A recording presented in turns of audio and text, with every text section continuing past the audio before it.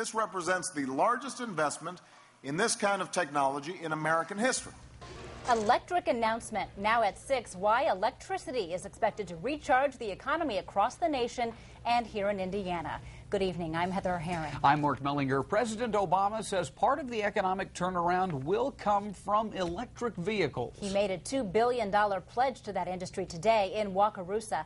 News Channel 15's Matt McCutcheon tells us why he chose Indiana for the investment and for that announcement in tonight's top story at 6.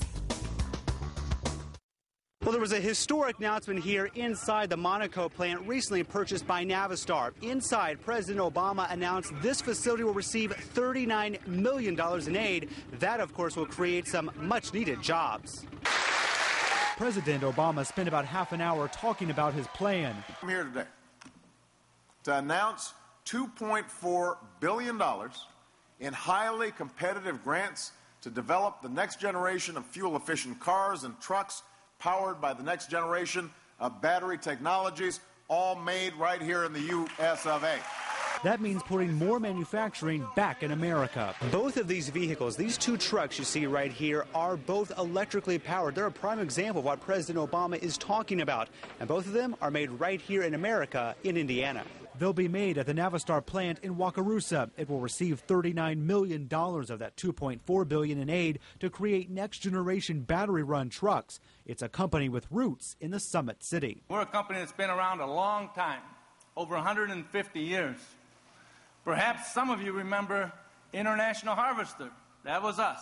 Today's announcement means the return of jobs to the Elkhart County plant, and that could be just the beginning. I just think it's exciting for Indiana. I mean, this is a huge day, and it's something that we should all be hopeful about. This is great. This means that more jobs in the community, and it'll bring hopefully more business and everything to this area. Indiana is the second largest recipient of grants for the new initiative. The state's innovative colleges may explain why. You've got Purdue University, Notre Dame, Indiana University, and Ivy Tech, and they're all going to be receiving grant funding to develop degree and training programs for electric vehicles.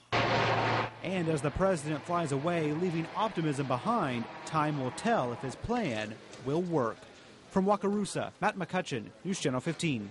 President Obama did briefly touch on the issue of health care during today's announcement. For others, that was their main concern. Dozens of demonstrators came out to make their opinions known. Jessica lost her job last year. The mother of 4 joined others across the street from the president's visit, chanting for health care now. I always hear from people that it's going to cost more money for this plan, and the taxpayers don't want to pay it, but what they don't understand is it's costing more now. Another group came to speak out against abortion, saying it kills an innocent life, while also claiming it would place a huge financial burden on any type of health care reform. So if abortion kills a human life, for us to have taxpayers paying for that under health care reform is not a good thing. We're not here to debate health care reform, period. We're here to debate the fact that abortion is allowed in that health care reform. The Elkhart County Young Republicans were also out across the street from President Obama's speech. They were protesting the president's economic plans. They say the president's work is costing jobs in Elkhart County, not creating them. A former DeKalb County